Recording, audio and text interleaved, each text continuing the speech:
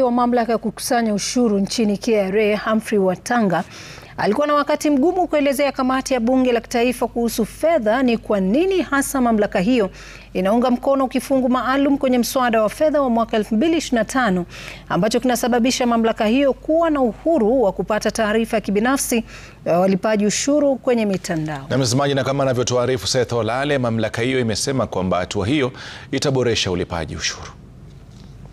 Na jenerali wa mamlaka ya KRA Humphrey Watanga alikosolewa kwa kuendeleza pendekezo la kupata taarifa za mtu binafsi ya mlipa ushuru kwenye mtandao.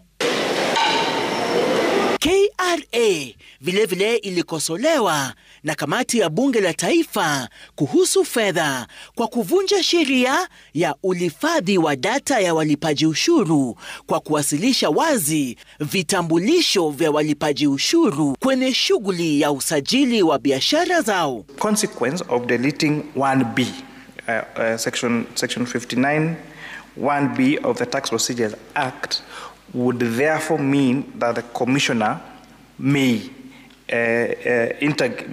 have access to trade secrets and private and personal data held on behalf of customers or collected in course of doing business. Randomly, we're able to access all this personal information already in your system.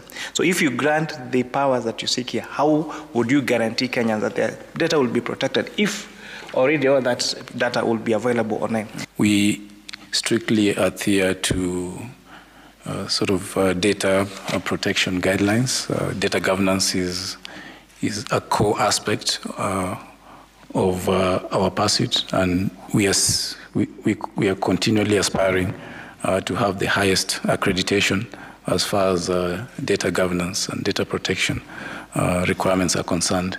Aidha, mamlaka ya KRA ambayo inalenga kuzoa mapato ya shilingi trilioni 2.9 mwaka wa 2025 na 2026 vilevile imepinga madai kwamba inasababisha wawekezaji kuhamia nchi jirani kutokana na kiwango cha juu cha ushuru.